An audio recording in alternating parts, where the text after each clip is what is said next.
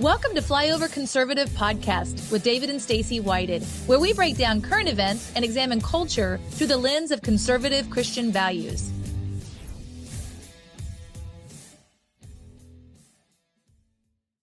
All right, Flyover family, be prepared to get informed, blessed, and encouraged. And today could be a very pivotal turning point in your life when it comes to your health, with awareness of a problem, but a massive amount of solutions, which is kind of our lifeblood here at Flyover Conservatives. You know, you do want to point out problems, but then what? Okay? Exactly. That's what the news does. That's mainstream media.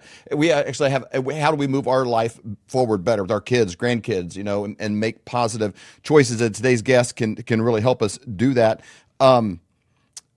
Trailblazer in whole food nutrition. She's authored over 36 books. 36 books. Probably most of you have never read 36 books. She's authored 36 books and have collectively sold over 3.5 million copies. Wow. Served as a nutritionist for George Foreman.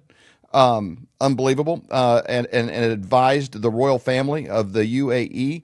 Authored a newest book called Truth About Seed Oils. And that's what we're going to really kind of dive in today with Miss Sherry Kalbaum. Welcome. Thank you. What an honor to be with you. I love your show. It's so great. Thank you. I think over 36 books, 3.5 million copies. You must have had a really good guidance counselor in high school to plot out this course, and then you just executed the mission perfectly. That's unbelievable. Yeah, none of the above, but I had an excellent counselor, the Holy Spirit. And I love God had it. a plan.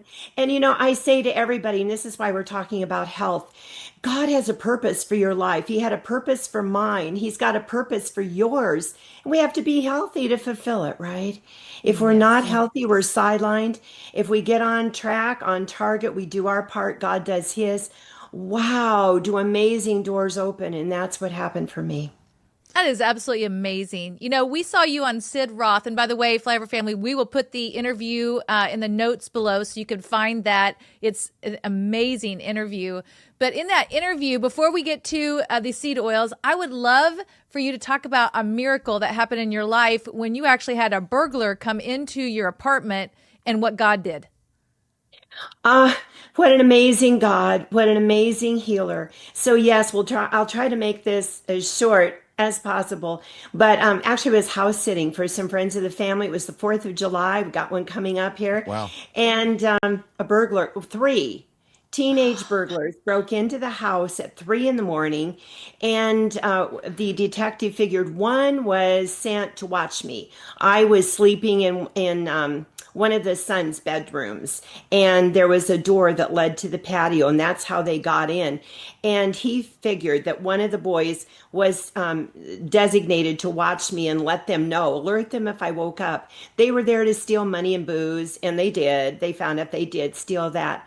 Well, when I woke up, he got mad, and he jumped, leaped off the floor and toward the bed and said, "Now you're dead." And he had a piece of pipe in his pant pocket that the detective, it flew off, and he found it. The detective found it later, flew off of his hands in the attack, but they used it to smoke dope. And it was a piece of under sink piping. Well, he beat me over the head until my spirit left my body. I felt it pop up and out. And then I came back. Talk about God has a plan. So I was rescued by the King of Kings, Jesus, and I was back. But I left, and I felt my body moving. I felt it pop out of my body, my spirit, I should say, and I sent it moving very fast and through a very dark, black area, but peaceful. It almost, I wanted to say, felt like black velvet. I felt cushioned and at peace. All of a sudden, I'm back in my body, but not where I left it. I'm outside at the end of the dog run at the fence, screaming for help. And a neighbor found me, and here is where the journey began of healing. So they diagnosed my hand. It was the right hand split wide open, fingers hanging, one finger Oh almost my torn off. I gosh. could see deep inside my hand. There were so many wounds and part of my scalp missing that they drew a map to my head at the hospital for treatment. And it just so happened that one of the top hand surgeons of Orange County was at the hospital at 6:30 in the morning. Wow. Wow. He was needed. And he worked on my hand for hours. And later he talked to me. He said, "We put 3 pins in your hand, cleaned out bone fragments, powder.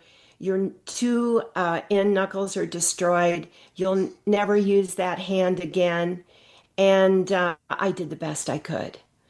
So I Wow. went into therapy after that. I had a huge cast. I always joke about it, saying it looked like Star Wars, um, with my fingers hanging by rubber bands in this big mold. And so he was trying to help me as best he could. And I was months of physical therapy where I could barely move my fingers a quarter of an inch. And finally went back to see him, and he said, "You know, your hand is in such bad shape, we can't even put in plastic knuckles." Wow. So I went home that evening. I'm young, I'm single, my whole life is ahead, Yeah. and I just Jesus is my best friend, and and the Father. And I said, you know, I don't know what your plans are for my life, but if it's to be handicapped, I need to know. I just can't stand sitting in limbo. Or if you plan to heal me, oh, I would love to know that. But please just talk to me. 5 the next morning, I woke up and there was an audible voice in my bedroom, the most beautiful voice I've ever heard, like the voice of an angel. It had to be. And she Wow. said, "Sherry, look at your hand. The removable cast was off." And I was doing this with my fingers. And I just mentioned I couldn't even move them hardly a quarter of an inch before. And then she said, "Your hand is going to go back to the condition it was in, but you will get better and better and better and better until your hand is totally well, totally healed, and totally functional again." Praise the And Lord. here it is. You know, God, what a journey with God that was, because it wasn't just my hand. I had a shattered soul. I couldn't sleep Yeah. for months on end, not one wink, all night long. It was torturous. I would just sit in bed and stare at the wall. And fear gripped my entire life. I was paralyzed with fear. Fear is like a poison. When it gets in one area, it goes everywhere, right? Yep. And it was a battle of forgiveness, of letting go, of healing of my emotions and my mind. And you know, God did that too. I am completely whole today. Praise the Lord. Thank you so much for sharing that story. It is so powerful. And we will God we is will put so good. the link to the episode you did with Sid Roth on that below. It's got images and everything with it, and people can watch that as well. This will be on 60 different platforms. So wherever you're looking at, the notes section below will be a link to that entire testimony. It's unbelievable. It is. It's unbelievable. So you have this We powerful. love Sid Roth too, Yes, by we the do. way. He's just the best. I do too. Yeah. So you have this powerful testimony, and then you obviously have written so many books. Let's take us to where we are today. What David introduced with these seed oils and what you found out about them, because obviously we were told so many years ago that, hey, these are great for you. Our grandparents and our parents were told, and now we're being told these are not good for you. So can you talk a little bit about that, and where did this all come from? So the whole seed oil industry started at the turn of the century before last. So late 1800s, the cotton crops were flourishing, and so were the mounds of seeds that were left over from all of that harvest. And they were piling up and rotting, and people were saying, "What do we do with all these seeds?" And then they came up with the idea of, let's make oil. So that oil made from cottonseed was dark and smelly Mm-hmm. and used for machinery, lubricating machinery. And so it was on the market in a small market, but more seeds were piling up. And they said, "We need more, something more to do with these seeds. So let's refine it and make cooking oil." So they decided to call it vegetable oil because who doesn't want more vegetables in your diet? Right. And they would Great find it. marketing. Yes, supermarketing, as so many things are that aren't good for us. Hmm. And so rolled it out to the American cook, and the marketing jingle or line was the new oil for the modern cook. And who wants that old beef tallow and lard and butter and stuff? This is your new cooking oil, and it's shelf stable. It doesn't need to be refrigerated. So the market was smaller though through the 20s, and kind of limped along. And then came the war, World War II, when the ships with coconut oil, which was advertised before the war as the healthiest oil on earth, couldn't make it through the waters. So the seed oil industry saw a perfect moment. Step up production, and we're going to get this oil all across America. And when the war ended, they didn't want to lose their market share. And something conveniently showed up at the same time, and that was heart attack. Heart attack really increased. And so in the early 50s, when it was a big problem in America, people wanting to know why are so many people dying all of a sudden of heart attack, the government got involved, doctors, scientists, physicists.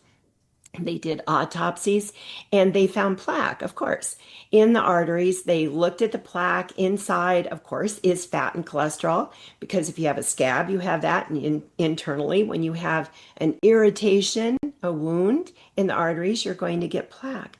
They didn't look underneath the plaque to say, most of them didn't, some did, but there's wounds there. What caused those wounds? What caused that irritation in the arteries? Why Hmm. is that plaque forming there? One of the cardiologists that I love to quote said, if your arteries are clean and clear, that cholesterol is just going to float right on through. It's not going to stick. But they went after the fat and cholesterol, demonized it, said it was the culprit. Coconut oil had saturated fat, so it was gone. And wow, these oils are heart healthy, we were told. These are the Yep. ones you need to choose, right? And did it solve our problem? It didn't then. And heart disease is still the number one killer today. That is crazy. I remember growing up, Crisco was a big part of, my family, whether it be with Yeah. fried chicken or making a pie or something like Grease that. in the We pan, used to and grease the yeah. pan with Yeah. Crisco. So talk about that and how that all fit in, because and margarine, they went from butter to margarine, and from, like you said earlier, from whether it be lard or beef tallow to Crisco. Talk about that as well and how that's affected it. Oh my goodness. So Crisco is called Crisco. It's crystallized cottonseed oil. What does that mean? Hydrogenated or partially hydrogenated. Now we know, and most Americans know, it's got trans fats. Trans fats did kind of make its rounds. Most Americans don't want trans fat in their diet. So Crisco has kind of fallen from grace with the American cook, but not from restaurants and packaged foods. Manufacturers still use it. But yes, it replaced lard. My grandmother used Crisco for her pie crust Yep. too. And everybody was jumping on board, and then margarine was the big deal. Oh yeah. Butter's out, margarine's in. You used to go to the grocery store, and lots of margarine, little small area for butter. It's Yep. changed now a lot. You don't see a big display of margarine. You hardly see it at all. My dad called it plastic sticks. He wouldn't use it. He loved Smart. butter, and yeah, we never left butter, but we did leave lard for pie crust. But oh my goodness, did that help us? No. And then we learned that in margarine was trans fat, so that's when it really fell from grace. But boy, it I call them plastic sticks to this day. Hmm. But we have suffered so much because as a nation, people totally embraced this new, they called it the lipid hypothesis. I put that in quotes. Lipid means fat. And America just embraced it with open arms. Yes, it's fat. It's fat that is causing all these problems. We've got to get that saturated fat out of our diet and bring in these new modern oils to save us from heart attack and heart disease. Mhm. It didn't do the job, though. We got worse. Yes. There's always a trend. Okay, egg whites only. Don't eat the yolk. Eat the Hmm. yolk, not the white. There's things are always popping around. Stacy's grandmother passed away this past year at 103. 103, Yep. and really up until the last month or two, was on her own 100%. Even the day she passed, she was still able to go to the bathroom on her own and do. I mean, if life's a game, she beat it. Yep. Right? She had a huge garden, right up till her very Was last year, driving. just yeah, and The ornery and last year. sassy. Yep. But she never bobbed and weaved with the trends, and I kind of Hmm. see that as a thing. She didn't ever go to the majority of what she ate in her life was something that could go bad. Hmm. It was things that she'd grown, very few wrappers, very few, processed foods and, these things and very, very little swaying with media based, trends and waves. And to me, that's just, it kind of stands as a testament to longevity of, if you want to live a long time, eat things that don't. I remember one time our kids were very little. Our youngest is 30 now, but we moved a car seat and there was some McDonald's French fries underneath it. And this car seat had been there for a long time, and I'm like, this fry still looks like you could eat it, Yes. and things that don't go bad probably are bad. They're bad. I'm so Hmm. glad you brought that up. My goodness, I applaud your grandmother, first of all. She was on what they now term the ancestral diet. So, Yes. Yeah. She's the original ancestor. yeah, that's right. She was following the whole foods diet, the real foods diet. And that's what so many of us are pushing today. Go Hmm. back to our roots, to real foods, to foods from your garden, foods not sprayed, and real foods. And David, what you said about these man made foods, they found Twinkies in landfills that had been there for who knows how many, maybe a decade or so, right? It is Wow. just scary. So we have got to stop eating all of this packaged processed food. But I want to tell you, I want to go back and tell you why the oils are so bad, because I want to talk about the processing for a moment and what Please. makes them really, really toxic. Hmm. So they go through very high heat, like 500 degrees. That is a toxic beginning to these seeds because they're fragile. They have polyunsaturated fatty acids in them, which means they have double bonds. That's a chemical term, biochemistry, but those double bonds break easily. And when they do, they turn into toxic byproduct that causes oxidative stress in your body. So things like aldehydes and lipid peroxides are formed. Well, it doesn't just stop with the heat though. They pour in hexane, which is a very, very toxic chemical to get the last bit of oil out of those seeds. And then they put in neutralizers, degummers, deodorizers, bleaching agents. Finally, it rolls out to us into a plastic bottle, think Yes. microplastic, Yep. as a clear oil that they called vegetable oil, said it was heart healthy and it was great for the American cook. And don't worry about those chemicals, they just all evaporate. Wow, do I believe that? Not for a second. No. And what has it produced? So now we have in chapter 2 of our book, The Truth About Seed Oils, all the science that support the fact that seed oils are linked to heart disease, cancer, diabetes, metabolic problems, obesity, fatigue, Alzheimer's, dementia, anxiety, depression, and even aggression. Wow. Wow. Wow. Can you talk about what are the bad oils? So you've mentioned, you know, vegetable oil. What are some of the bad oils that people need to be aware of? So I'm so glad you asked because here's the list. write it down or Yeah. get my book where you get a chart. So soy, corn, and canola are right up there at the top. Canola is rapeseed oil. Those three not only have gone through all that processing, but they're GMO. They're big, big GMO crops, and it's not so easy to find even non-GMO in those three. But then also there's safflower and sunflower. There's grapeseed oil, rice bran oil, cottonseed oil, and peanut oil. I'm glad you put that lovely chart up there because that will help people to get a better picture. When you're looking at labels, it might list one of these oils, but it might just say vegetable oil. Oftentimes, if it says vegetable oil, it might be a combo of a couple of those oils together. But I'm saying to everybody today, become a label reader Yes. and pick them out and don't Yes. buy them. You know, That but thankfully, more and more of our snack products are now being made with good oils. I was even at Costco just recently, and there's a big bag of organic popcorn made with olive oil. I go, yay! And then I saw a big bag of corn chips, organic corn chips with sea salt made with avocado oil. I saw mayonnaise made with avocado oil Mhm. and salad dressings made with olive oil.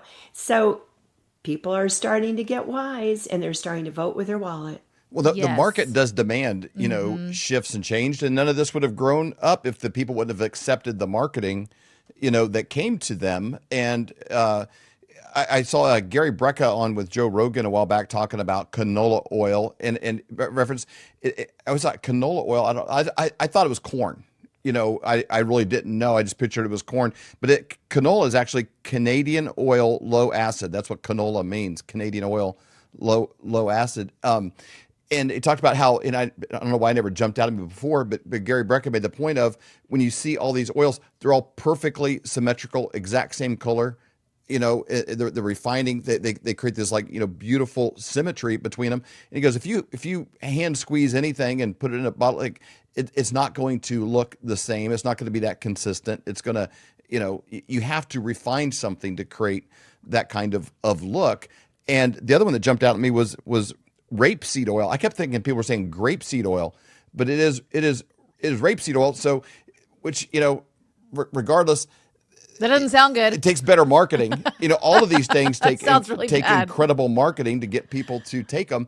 But when you think of vegetable oil, like the way that it's branded, it sounds like, oh, well, it's just another way to get my veggies, Hmm. kind of a thing. It creates that imagery. It does create that image. So here's the argument on the other side of the aisle. They are saying right now, and their voices are getting louder because more of us are speaking up. They're saying you need those oils because we all need linoleic acid, which is a polyunsaturated fatty acid, an omega 6 fatty acid. That is true. We do need omega 6s, not in the form we're getting, the toxic form of these seed oils, and not in the amount we're getting. We're getting way too much omega 6 in ratio to omega 3 fatty acids. We should be maximum about a 4-to-1 ratio of omega 6 to omega 3. We're typically in America about a 20-to-1 ratio. Twenty to That one. Yes, way out of balance. Well, you know what that causes? Inflammation. So now it's a double whammy. Not only a toxic oil, highly processed, causing inflammation, but too much omega 6s causing inflammation. And why are we getting too much? Because most people are eating these seed oils breakfast, lunch, and dinner. Mm. Even plant-based milks like oat milk or almond milk often have seed oils in them. And then the dressings, the sauces, the mayonnaise, the chips, the dip, the popcorn, the packaged goods, the baked goods. Then you go out to dinner, and most restaurants are still using seed oils. The fast food restaurants are frying their fries and their Hmm. chicken and their fish in seed oils. It goes on and on. And so most people from morning to night are ingesting seed oils. Well, okay, could you talk about omega 6s? So you obviously we know that comes from seed oils. What are some good sources of omega 6? They're found in nature, and we would get plenty just eating a whole foods diet. So they're in seeds and nuts, avocados, whole grains, and I particularly recommend ancient grains. You're going to get plenty of omega 6s. Our ancestors did. They were just fine. They didn't have any seed oils in their diet. So just consider you're going to be just fine. But here's what we do need to up and be conscious of, and that is our omega-3 fatty acids. So those are in some of the seed oils that you never heat, and they're good for you, like flaxseed oil, hemp seed oil, then walnut oil. That is very rich source of omega-3s. Eat some walnuts. Sprinkle some on your smoothie in the morning or your salad. Make walnut milk. I've been doing that recently, making homemade plant-based milk. Walnut milk is a very rich source of omega-3 fats. Begin to bring things more in balance in your body. Also, fatty cold water fish like salmon or mackerel or trout. Those are good omega-3 fats in those fish. Get the wild caught, of course, but bring up your omega-3s. Some people say, well, I'd like to take fish oil. Okay, that's good too. You can take some of that. And you know what? You're going to notice a difference. Here's something I want to point out. Your brain is 60% fat. If Wow. you have faulty fats, what is it going to do when your body has to replenish to replace that outer membrane of the cell because it's fat? It's going to choose the faulty fat if that's all it's got, or mostly Hmm. what it's got. That's why, for your brain health and throughout your whole body and your heart health and your skin health, everything, you need to have good fats and especially focus on getting some of these omega-3 fats in your diet. That is really good. You had talked about earlier these bad fats, the hateful eight oils that we were talking about earlier. What are some good oils? So you mentioned the flaxseed, the hemp, the walnut, but what are some good ones that people can be looking for? Thank you for for asking that because I want to let everybody know. Everyone always wants to know, what can I have? Yeah. I can't have this. What can I have? Right. Olive oil never went out of style. So it is still good for you. Get extra virgin olive oil, which is the first press, cold press, and also coconut oil. It is one of the healthiest oils you could get. It's traditionally processed and it is rich in chain triglycerides, MCTs, which are great for weight loss. Your Mm. liver likes to burn them. And it is a great oil to saute things in. It adds a rich flavor, like to sauteed onions. I like to saute vegetables in it. Also, avocado oil is a good one. Ghee, which is oil of butter, some people call it, or clarified butter.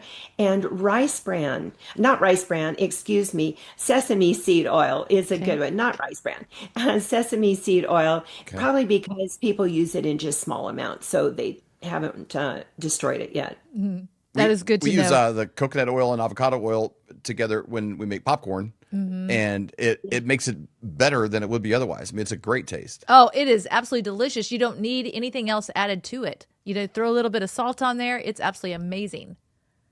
I do that. I take the popcorn to theaters because I'm not going to buy that awful stuff they Right, have. exactly. Full of chemicals. Yeah, it's full of chemicals and it is delicious. And I've made it for friends before and they say, wow, this is so much better than the theater popcorn. It is, no doubt about it. Can you also talk about, because you'd mentioned earlier heating. So, heating oils, what can happen? Because you'd mentioned like flaxseed, hemp, those kind of things that you want those cold. Can you talk about the difference between the two and when do you heat and when do you not heat and what do you need to be aware of? Okay, smoke point is very important to know about. I have a smoke point chart in my book, and it tells you what oils are tolerant of higher heat. Avocado is one that is good for high heat cooking. And then olive oil and coconut oil are more medium. Sesame would fall into that as well. We don't want our oils to smoke because that's when they start breaking down. That's when they denature. And so we want them to be at the smoke point they should be at. How many times have you put oil on in a saucepan, a fry pan, turned around for a minute or two and came back and was like, oh no, my Yep. oil is smoking, things are, you got to turn on your fan. Yep. So we don't want that to happen. We want to be very aware. So if your oil starts smoking at home, just throw it out and start over again. But that is so important that we don't denature our oils and create toxic byproduct. And when it comes to the cold oils that I mentioned earlier that are rich in omega-3s, you never heat them. You always need to refrigerate them. And they're fragile. They don't even last that long. So for most of them, about 3 months is their maximum point, and Okay. throw them out if you haven't used them up after then. That's good to know. Let's talk about your book a smidge because there's going to be a million probably more questions that people have after watching this episode than they even had before. And it's interesting that the things that are bad for us, whether even we're the most heavily medicated generation and country on earth, compared to other nations. We spend more on medicine. We're one of the least healthy. It doesn't seem to fit. But I feel like anytime someone's speaking in front of a microphone, they're at a podium, they're a thing, they're endorsing something, they should have like NASCAR, where they say like, I'm sponsored by these Yes. people. Like, this is what I think, but they paid me to think this, so here's what I'm Hmm. going to tell you. Like, they should wear, the NASCAR patches. But we're kind of seeing a flip around with this, and then with RFK Jr. And I want to really highlight the website. I can't believe this is .gov, but realfood.gov. I feel like I'm like, That the government actually is actually sharing something that is good. yeah, they're actually doing something that's actually legit Yeah. healthy, and everybody wants more to happen faster. I know there's a lot of pushback with RFK. He gets rid of this dye, but not that one, and everything's. But he's also like moving an ocean over like 6 feet. Hmm. Basically. I mean, I can't imagine the bureaucracy and the things behind it. And his wife, I believe, is Cheryl. Does she add a chapter or co-contribute in this book in some way? She contributed a recipe, and it's a great one. So you got to get the book and get recipes. So she's there. Marla Maples contributed a recipe as well. We've got a lot of fun recipes. But back to RFK, oh my goodness, what a job he has. His heart is in the right place, and he is definitely after changing America's diet. And he did bring out seed oils big time when he was running, way Hmm. back when he was running for president. But it's never left. He's still for the real fats, the good fats, and getting rid of the seed oils out of the diet. Yeah. That is And his so change with good. the food pyramid. What did you think Hmm. when they came out with that? I applauded it. I wish Yes. it would have gone a little further, but I applauded it. It was a wonderful change. And let's bring back the basis of what we once had, which was clean meats, good fats, and get those grains out of there at the base. We had before a base of 6 to 11 servings of grains per day. Good grief. Yeah. That is so much carb. So it flipped it around, and I applaud the new food pyramid. Oh, yeah. It's so exciting. Can you talk about, you had mentioned earlier, like places that maybe you can get foods that don't have the seed oils in it. And, you're talking about Costco going through there and seeing the chips and those kind of things. How about like Steak and Shake? It's pretty cool. They have come out with beef tallow. We don't have one in the Kansas City area, but we did drive through St. Louis and we stopped there, obviously to support that business. Can you talk about that? And do you think more and more businesses are going to start doing that? I think more businesses are. My hat was off to Steak and Shake when they came out big time and said we're going to beef tallow. And now they've made a statement we're going to grass fed beef and 100% butter sourced from local farms. I went, wow, may other restaurants please pick up on what they're doing. There are some other restaurants that have ditched seed oils for their frying. Popeyes and Outback are two more. Um, I wish we had a Steak and Shake in our area. I would frequent it. Yes. But you can find out what restaurants in your area don't cook with seed oils. There is an app you can get for your phone. You can get a free trial, Seed Oil Scout app, and it will give you a little map, little green bubbles all around where you live, and it'll show you restaurants that don't cook with seed oils. So good. That is a really, really great resource. So, Seed Oil Scout, I think Colton has it up there that you can get the app for. I love that to be able to learn more. One thing I heard you say before, because obviously, you look at like processed foods. I heard you mention Mary's crackers don't have seed oil in it. Yes, I had to hunt long and hard to find a cracker without seed oil. But Mary's don't, and Mary's crackers have a variety, so you can hopefully find one you really like. And check your local store, especially those that are more health minded. In our area, we have a Sprouts Farmers Market. We have them all over the greater Phoenix, Scottsdale area. And they're carrying a lot of products that are seed oil free these days. So you can get all sorts of chips and popcorn and all the varieties of Mary's seed oil or seed oil free crackers and the mayonnaise without seed oil. And so be a wise shopper, check around your area, but even Costco now is getting on board. I even saw beef tallow there the other day. I went, Wow. whoa, wow, okay. That is You're moving the exciting. needle. Would you say that just eliminating seed oils, if people say, man, I really want to make a change in my health, should I do this? Should I do that? And, like just eliminating seed oils alone causes a lot of domino effects, in your life. Would you say that would be like item number one on the list, like before anybody builds a diet or looks at anything else, is like eliminate seed oils? Absolutely. It is item number one on mine. Sugar would be number two. But I want to tell you a couple of stories because people wonder, I don't taste this oil. I don't see it. What's it Hmm. really doing to me? I mean, really. But I have some stories to tell you. I have one young woman who cut out all seed oils, well, as much as she could. She was suffering from migraine headaches. And once she cut them out, she didn't get the migraines anymore. Wow. I have another story to tell you. Early on, this was like about 13 years ago, a lady came to our Juice and Raw Foods Wellness Retreat with heart disease.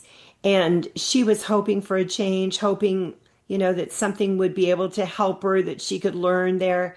She was at our retreat 5 days and felt pretty well after she left. She went back to her cardiologist and he said, you are my model patient. Wow.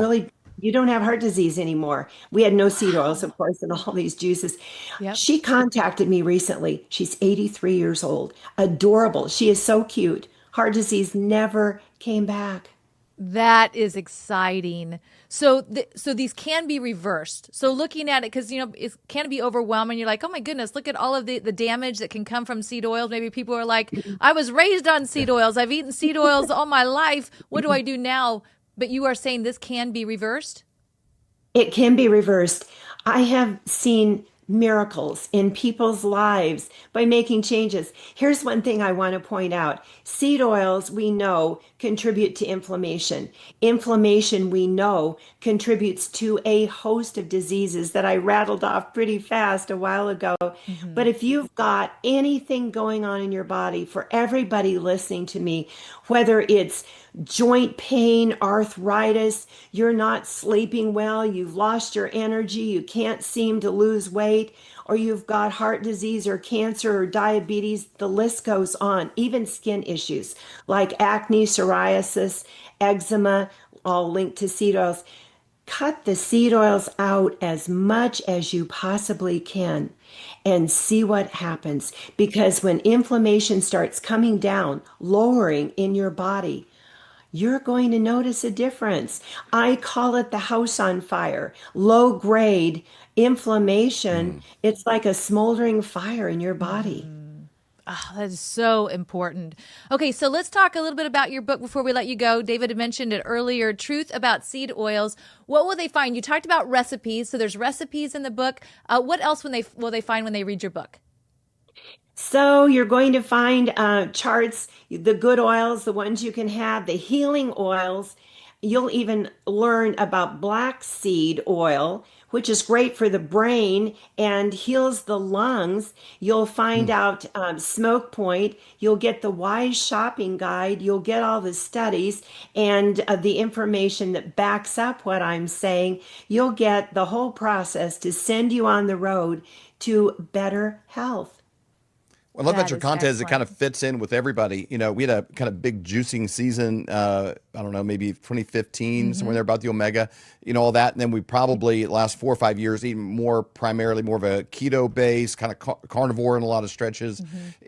But no matter where you're at on those two things, the oils impact you, you know, and what are you cooking with? What are you preparing, you know, things with? And so this is a topic that applies to everybody, no matter where, you know, what your primary, you know, diet structure looks like. That is absolutely right.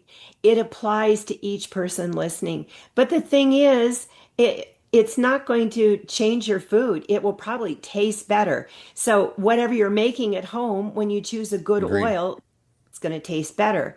When Yep. you buy packaged foods, it's going to taste better. So it's not like we're taking foods away from you that you love, except maybe some of those packaged things that have the seed oils, but we're replenishing and replacing with good oils that taste better and are better for you.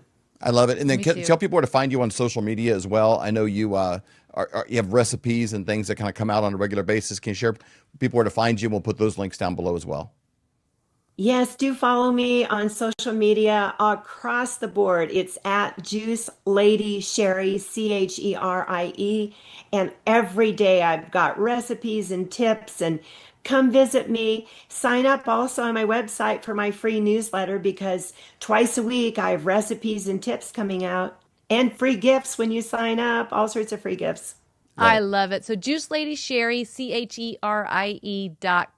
Sherry, thank you so much for joining us today. We really appreciate your time. I'm Linda Bamber Olson, the inventor of the Wave Watch, the world's first frequency therapy watch. It features over 1,100 targeted frequencies. These sounds are acoustical and they move through your body. You don't necessarily have to hear it. So that's why we have so many testimonies for ADD and ADHD, emotions, headaches, joints, and so many more.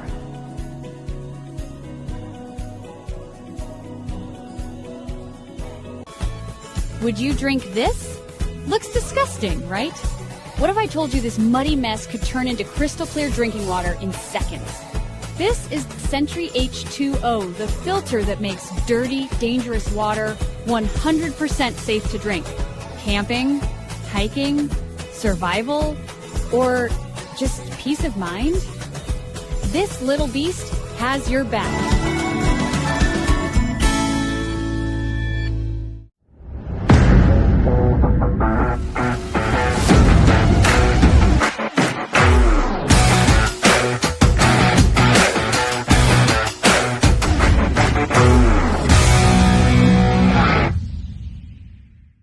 Love that jingle because Yes. we can get some questions answered. When you got things like a new trillionaire Yeah. in the world, Elon Musk is now, if he was a country, he'd be the 21st wealthiest country That's in the world. Is amazing. basically his wealth is the GP of Switzerland and Poland. You know, there's some More than things, Taiwan? more than Taiwan is what comes in at 22nd.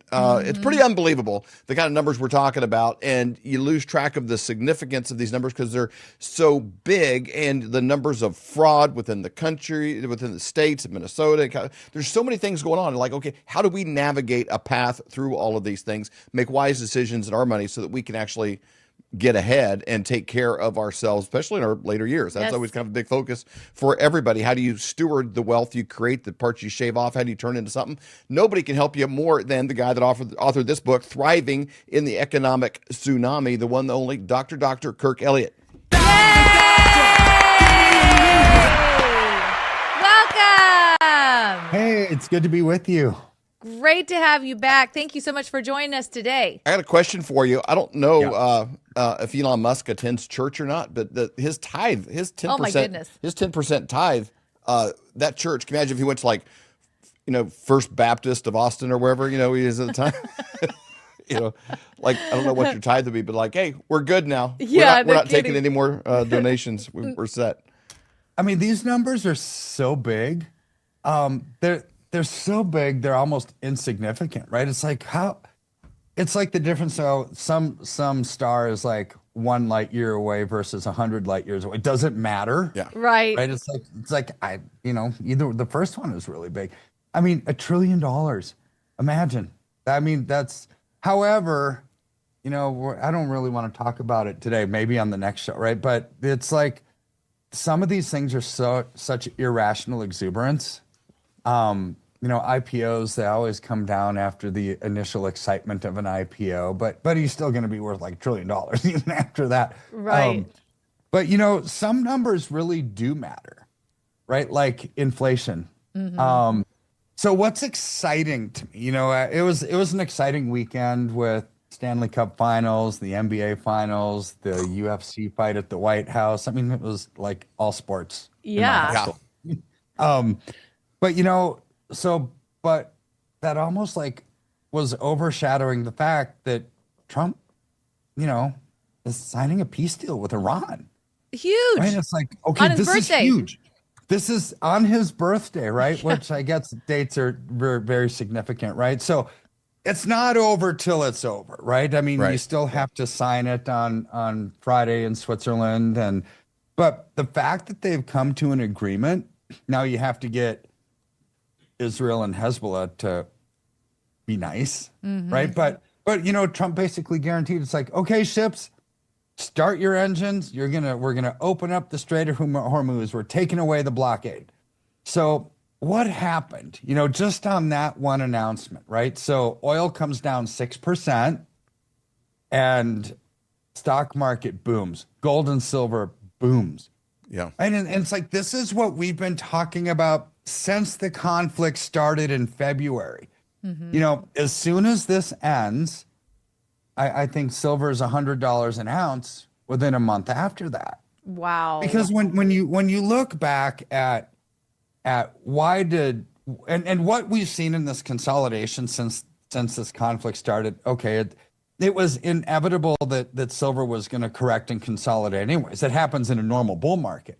This was just the reason why, because during this inflationary pressures and all focus went on interest rates, it's like, okay, metals both came down and went sideways because nobody knew what was going to happen with the price of oil and inflation and how the Fed was going to respond to that. So the correction was needed. But you know what? The spark that is going to cause the correction to stop, I think, just happened. Right? So this conflict in Iran, all it did was pause the bull market that we've seen in silver when it up 147% last year. Yep. So now, the day that this happens, I mean, silver's up 5%. It went from 67 to 71 and some change Monday morning. right. I mean, so everything that we talked about is happening, right? So now, what is coming next this week, I think is not as equally as important as that, but it's a big one. And that is Kevin Warsh's first basically announcement as Fed chair. What is he going to do with interest rates? That's the question everybody wants to know. The big question. Yep. And to me, it matters in a sense of, people are looking at interest rates. It's going to matter for the economy. Is the economy going to start to grow robustly, or is it going to go sideways, or is it going to come down? Depends on what he says. But this narrative, I think, is a false narrative in the sense of, gold and silver come down when interest rates go up. I think the pendulum has shifted to supply and demand. Right. And so I don't really care what they say about interest rates when it comes to the price of gold and silver. I think that ship has sailed, and now we're starting to really look at supply and demand. Because if you think about it, interest rates and liquidity and funding, they really do matter to the stock market, right? Because the stock market are stocks. They're not commodities that are needed in life, right? Like silver is, like gold is, like oil is, like aluminum is, right? And so it's different to me in how I look at that. And I always look at supply and demand for everything. But what is Kevin Warsh going to say? He's gonna be shaking when he says it, whatever he says. His little feet will be tapping. Right. It's like, but my guess is that he says, we're just going to hold steady for a bit. Right. Because there's still too much uncertainty, and he doesn't want to be the guy that makes the wrong decision on his very first announcement. So I think he's just going to hold steady, and interest rates are going to do nothing. This is my guess, right? But as you move forward, I think we probably get quarter point rate reduction sometime between now and the end of the year, but then I don't think we're going to get anything. I think it's going to have to go up because inflationary pressures are persisting. Not in oil, right? So oil, with this conflict being over, I think oil is going to come down, the straits open up. But what other kind of inflation do we have? Foodflation, right? The one of the negative impacts and domino effects that we have from the Strait of Hormuz being closed is no fertilizer. That's a major choke point for the fertilizer going to the rest of the world. Well, even if we open up on Friday, right? Let's say the Strait of Hormuz opens up on Friday.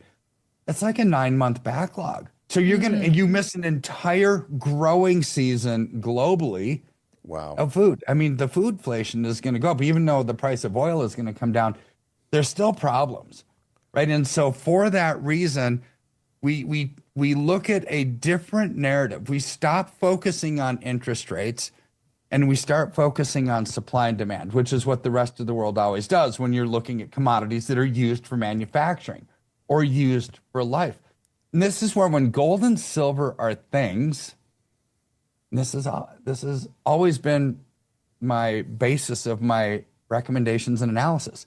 Things go up with inflation. Now, we saw a pause for a few months because the world was focused on interest rates and the price of oil. Well, now that that's gone, you start focusing on the realities of the world. And that is the price of everything is going up because the countries are destabilizing their currencies to make ends meet. They're debasing their currency. They're printing like there's no tomorrow.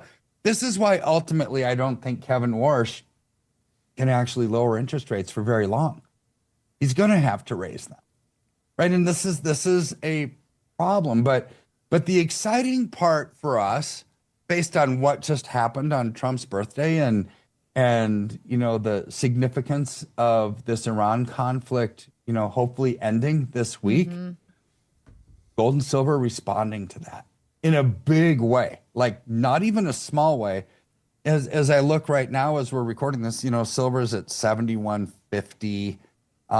Gold is at, up $134 to 43.54. Even from a technical standpoint, we bounced off 200-day moving averages, 50-week moving averages, right? We've bounced off of those. So technically, gold and silver are on really solid footing. But I don't really care about the technicals.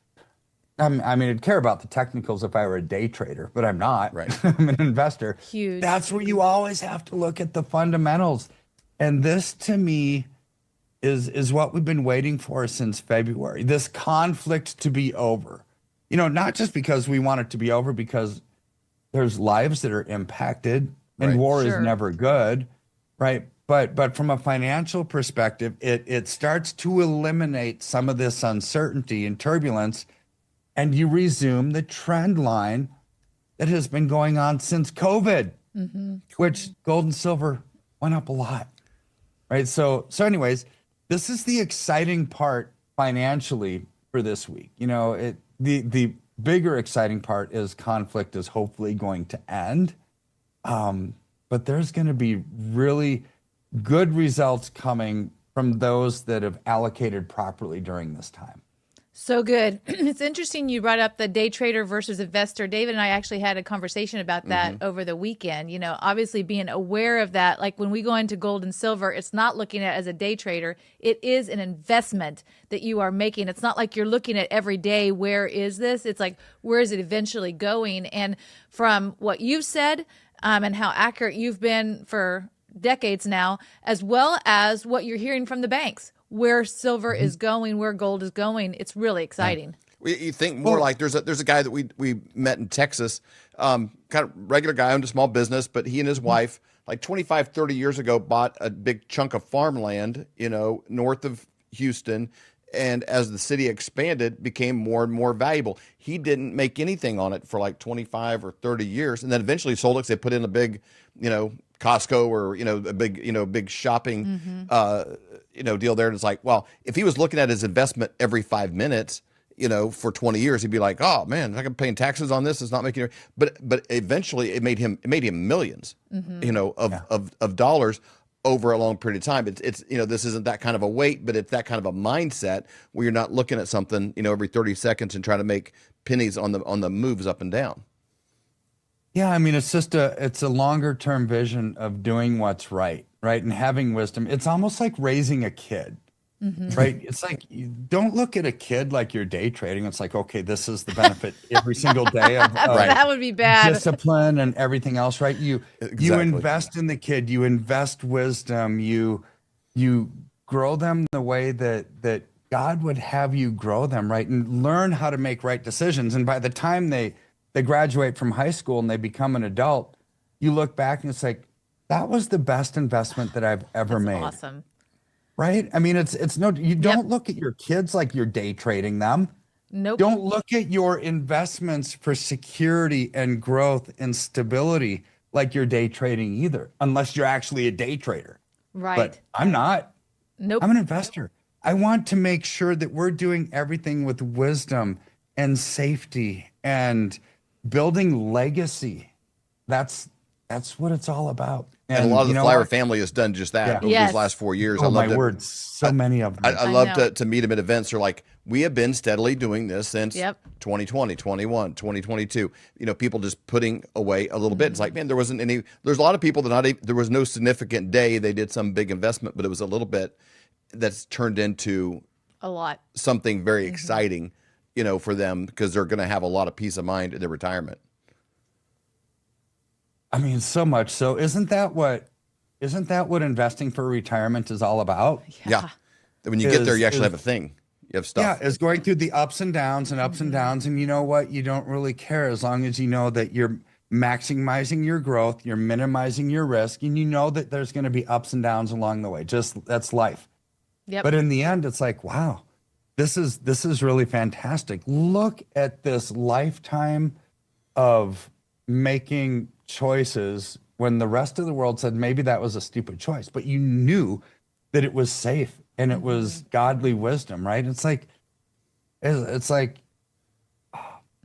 when we homeschooled our kids, we got so much flack from that, from so many people. It's like, this is what God called us to do. And I'm not saying that people who have their kids in public school, they're making the wrong choice. You listen to what God tells you. Yep. And you follow that guidance, because all of us have a different narrative in life. All of us have a different story. All of us have a different calling, right? And when you follow that, even when it doesn't make sense, down the road, you're going to see the wisdom in it. So true. Yeah. That's how I view gold and silver right now. I love it. Those are great analogies. I think something all of us are understanding, especially since 2020, we've kind of seen what's happened in the world. Huge part of what everybody's doing is taking care of their family, taking care of their wealth, taking care of their health. And Flyover family, this is a way that you can take care of your wealth. You just go to flyovergold.com. There's a place you can fill out your information for a free consultation. That means get all of your questions answered, find out what's right for you and your family. While you're there, you can pick up the book that David was talking about earlier, Thriving in an Economic Tsunami, not just surviving, but actually thriving in an economic tsunami. That's what we all want to do. This is a time of transference of wealth. Let's be positioned in a great place to be able to receive what God is doing during this time. Again, Flyover family, go to flyovergold.com. Do it today. You will be so glad that you did. Dr. Kirk, thank you so much for your time. We really appreciate it. If you had a time machine and you could go back to, say, 1930 and you had 1 ounce of gold or a $20 bill, both of those would buy you a complete men's suit, brand new, the shirt, the tie, the belt. Either one would buy you the whole thing. If you had a time machine and then you brought both of those resources into today, 1 ounce of gold could still buy you a full suit at pretty much any men's store in America. The $20 bill, why, it probably only gets you a handkerchief or a pair of socks. How do you get the gold and silver? Well, it's very simple. We have a friend that we've known for over 25 years. In fact, his dad was a mentor of ours, and his name is Dr. Kirk Elliott. And the way that you connect with him is you go to flyovergold.com. It's a website that we set up to make it very simple. All you do is go there, Fill out your information, and someone from Dr. Kirk's team will get a hold of you to answer all of your questions. Whatever you have, they can help you out. Or you can simply call 720-605-3900. Again, 720-605-3900 to set up that free consultation.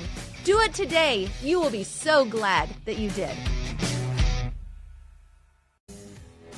We hope you've enjoyed this episode of the Flyover Conservatives podcast with David and Stacy Whited.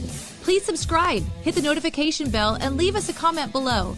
Lastly, if you enjoyed today's podcast, share with those who came to mind. Be blessed and make it a great day.